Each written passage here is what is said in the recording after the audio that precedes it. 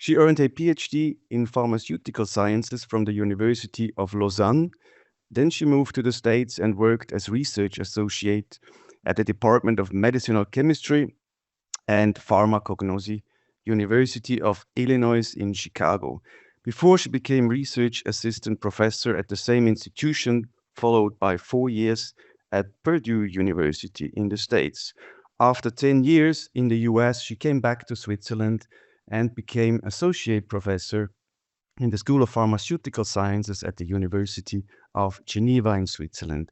Her research interest is focusing on the anti-cancer activity of natural and synthetic compounds. And I see that you have already started sharing your presentation. Thanks a lot. Welcome, Muriel. Thank you for, first of all, I would like to thank the organizer for giving me the opportunity to present the work. I just want to make sure that you can see well the screen and in full screen. Is it correct? Yes, we can see it well. So today I'm going to talk to you about a model of 3D co-culture about multiple myeloma and some compounds we found that are active in this model, or how active or not active they are. So first of all, multiple myeloma is a disease that is kind of not very common, but the second most frequent hematological disease. It happens in the red, in the bone marrow, and it's an uncontrolled proliferation of multiple myeloma cells, which are plasma cells. The median survival is only about 7 years, so it's better than PDAC, but still it's not that great. It consists of 1% of cancer worldwide and 1.2% of cancer death, and you can see that we are highly affected by it in the Northern Hemisphere. I don't want to spend too much time about treatment, but what I would like you to notice is bortezomib, which was the first proteasome inhibitor approved in 2003. It was followed by carfilzomib and ixazomib, which are also proteasome inhibitors. However, it's still bortezomib that is used as a first-line therapy. And also, you can see that more modern therapy or more recently developed therapy involved CAR T-cell therapy and bispecific antibodies. However, there is still a problem that it's very difficult to successfully treat refractory cases. And there is a new need for new therapeutic strategies because every patient will eventually relapse and develop resistance. I will not spend too much time on this slide as it was already discussed what are the advantages and disadvantages of 2D versus 3D models. But what I would like to point out are the cell lines that we are using in 2D and some results I will show you, which are RPMI A226 cells, which are sensitive to proteasome inhibitors, so bortezomib, and RPMI A226 BTZ100, that is 100 times resistant to bortezomib. And then there are two multiple myeloma cell lines, which are MM1S and MM1R. One is sensitive and the other is resistant to dexamethasone.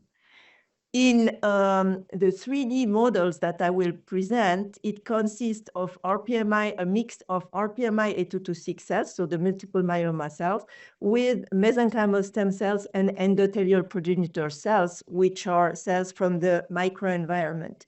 So we decided to include those cells in order to have more relevant model to what is in vivo. If I go back a little bit to the model that we are using, so it consists of multiple myeloma cells, and also it can be either RPMI A226 cells or primary cells isolated from the patients. And it is in a ratio of 2 compared to the endothelial progenitor cells, which are 1, and mesenchymal stem cells in 1. And I don't know why, but my screen is freezing. And I cannot move. Maybe you just click on the screen again to try to select it. Okay, yes. The pointer was frozen, but okay, yes. And so we have this spheroid, and then it forms within 48 hours in a non-adherent plate. We put all the cells, the different cell types, they are cultured separately, but then we put them all together. And within 48 hours, we have in a non-adherent plate with a U bottom, a spheroid that forms, and you can see the very well spheroids that we have, one per well in 96 well plates. Then we treat with compound for 48 hours, and we have two methods that we can use. Either the 3D CTG, which will measure the metabolic activity of the whole, all the cells, that we don't make a difference between the normal and the cancer cells. But we can also use, and we also use flow cytometry, which allow us to discriminate between all the cell types, which are RPMI-226 and the normal cell type, depending on their cell surface markers. And now I will get back to that. And the model was developed over the year by the three person with the picture who did their PhD, then graduated or are still in their PhD actual. For that, we for looking if our model was useful to look for compounds that would inhibit multiple myeloma cell proliferation, we screened a small library of 246 compounds, and Witafrin A was selected for further studies. So what is Witafrin A? Is a natural product that is coming from a plant, Witania somnifera. I guess you know all what physalis is. So it's the same family of plant than physalis. And you can see the structure, which is quite a complex structure. And when we tested it out of these 246 compounds, that was the most active. We started with 2D cultures. And then we were lucky to start a collaboration with Professor Leslie Gunatilaka from the University of Arizona, who was able to send us or to provide us 60 different types of withanolides. That's the class of compounds that it's called. And we did a structure-activity relationship study with those compounds. And I will share with you some of the results we got. So first of all, Witafrin A was the first compound we tested, and you can see that it differs very slightly with this hydroxyl group from withanolide D, where the hydroxyl group is. And then we looked in 2D culture with these three cell lines, three multiple myeloma cell lines, and you can see that the IC50 value is rather similar if we look globally within the cells. What happens now in the 3D spheroids? We can see that first of all, the IC50 value is much higher. So there is a strong decrease in the activity, but withanolide D is a little bit better. We also tested it in B lymphoblast, which are normal cells, and the selectivity index between cancer and normal cells was similar between the two compounds. So based on these results, we could conclude that withanolide D is slightly better than Witafrin A. Then I want to show you another example with two other compounds, Witafrin A and another compound which name is too complicated. There is no easy name to call it, so I will call it compound 1. You can see the difference is just with this addition of this structure or this group. And you can see, looking at the same models than before, that the activity in 3D was completely lost with the compound, with the addition of this group. And so the activity was maintained in 2D, but considerable loss of activity in 3D. So we can throw away this compound. One, it's not a good compound, and we will not pursue with it. And a third example of two other compounds with the slight difference between withanolide D, so it's the second compound I show you, with compound 2. In 2D, there is a slight decrease in activity of compound 2, and in 3D, the activity is the same. However, when we tested them in B lymphoblast, in the normal cells, we can see that there is no selectivity at all for compound 2 in B lymphoblast. So the toxicity was exactly the same or the IC50 value was the same in the cancer cells and in the normal cells. So compound 2 is not, we cannot continue with this.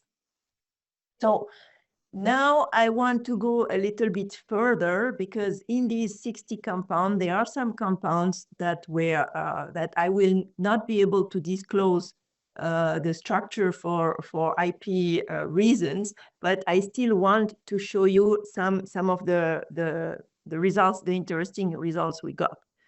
So these are 2D models with RPMIA226 cells and the resistant cells for bortezomib. Bortezomib is our positive control, the proteasome inhibitor that is used in the clinic.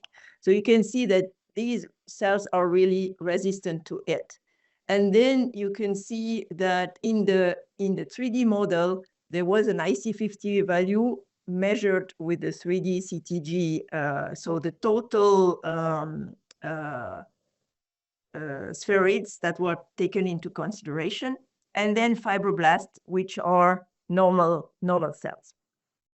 With Witafrin A, we obtained the results that I showed you before in the previous slides, and then we identified, still with our collaboration and in these 60 compounds, W1, which has a much better IC50 value than Witafrin A.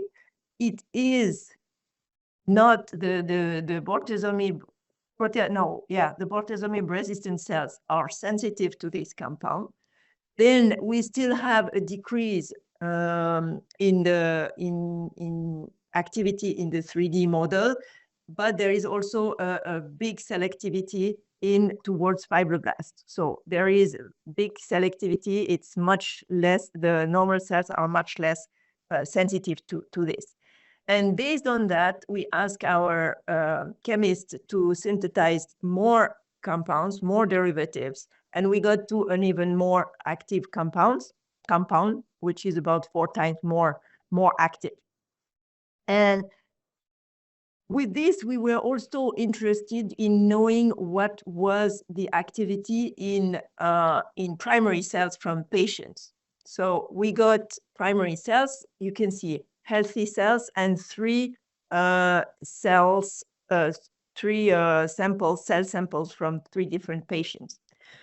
With the activity or the viability when there is no treatment, which was put at 100, and then the viability after treatment with 500 nanomolars of W1 and 500 nanomolar of W13. And we can see that W13 is more active, is still more active in all the multiple myeloma cells that were tested and were not toxic for healthy cells, which were very encouraging results. This was only after 24 hours treatment, because primary plasma cells cannot live longer when they are just in a Petri dish or in a culture plate.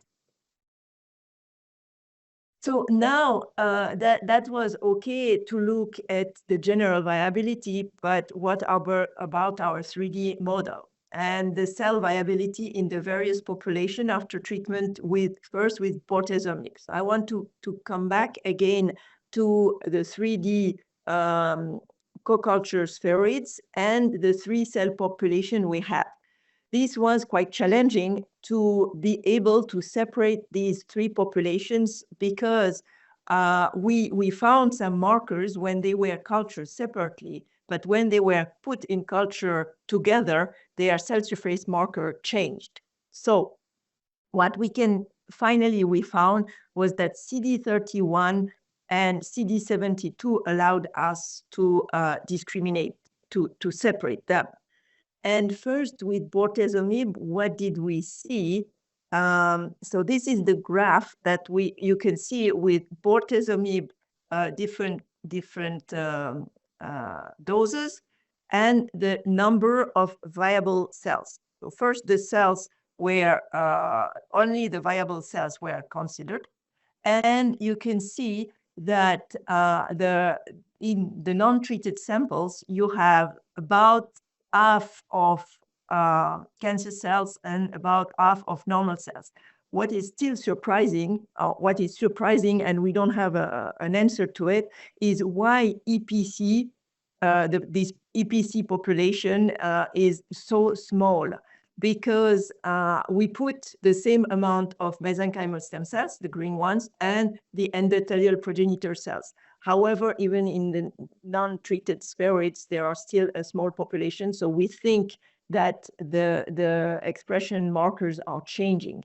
But for now, we don't have an answer. But what you can see is that there is a clear decrease in the RPMI in the cancer cells with the normal cells not being affected. So it's a very good, I mean, we consider it a good model to see for selectivity. And then what about the results with our 2 compounds, W1 and W13? You can see that with W1, you don't really have selectivity because it kills after with 675 and 1000, mainly one micromolar. You can see a small decrease in the multiple myeloma cell population. But what you can see also is that it kills normal cells. So there is no selectivity. I mean, even it kills more the normal cells than the cancer cells. However, with W13, you can see that there is a decrease in the cancer cells without up to 300 nanomolar, without affecting the normal cells. And then we went to the primary cells from patients. And the good thing with this spheroid model is that when we put the cancer cells or the primary cells in the spheroid, we can keep them more than 24 hours. So we can keep them, they keep their viability up to 5 days, which give us more opportunity to test our model. And what you can see is here with bortezomib in the primary patient cells. And what's important to say is that it was a treatment naive patient. So this patient did not have prior treatment before before the biopsy was taken. You can see a very good activity of bortezomib. And you can see that W13 showed the same activity in the cancer cells than in those primary cells than in the normal cells. What you can see is that the IC50 value for this W13 is 271 nanomolar. What happened with primary cells from a patient that was resistant to treatment? You can see here with bortezomib that there is less activity than in the previous sample. And you can see also that W13 is also less active, meaning that it was possible, or it is possible with this model to see some resistance in patient samples. And however, when we looked at the CTG value, the IC50 was similar with the patient, the sensitive patient sample. So CTG is not good for this.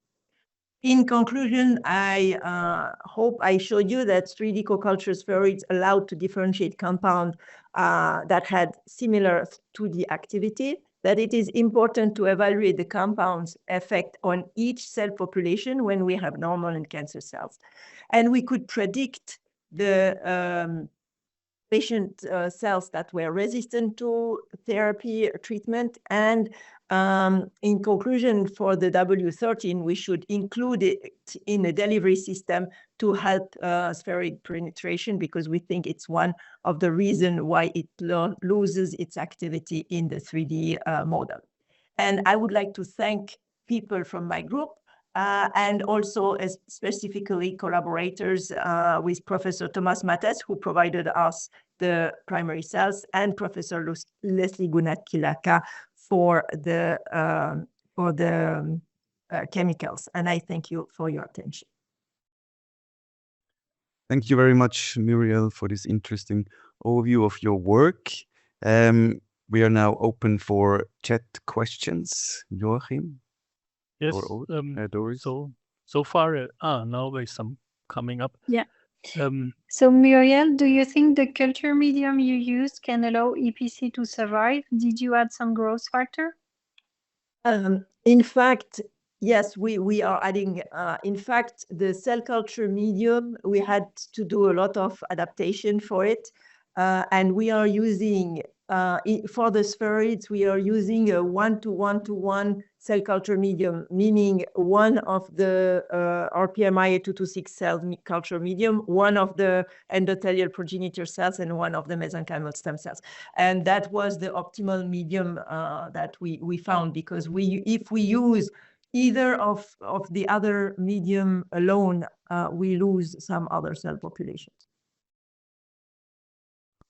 Thank you. Maybe a general question, if people want to pick up the 3D culture, how would you estimate the work of 3D culture, 3D models versus 2D models? Like it all depends. If you do a 3D model with only one cell line that is forming easily spheroids, I would say it's quite easy. However, if we start to make the model more complex, that takes time. For us, in order to get to that model, you could see that it was the work not full-time, obviously, but of several PhD students who followed each other. So it took us time to optimize everything. I mean, we could get some results quite quickly, but then to optimize, it takes time. Okay, thank you. And there was also a question if you would drive a model further by adding immune cells in the future. That's possible, yes.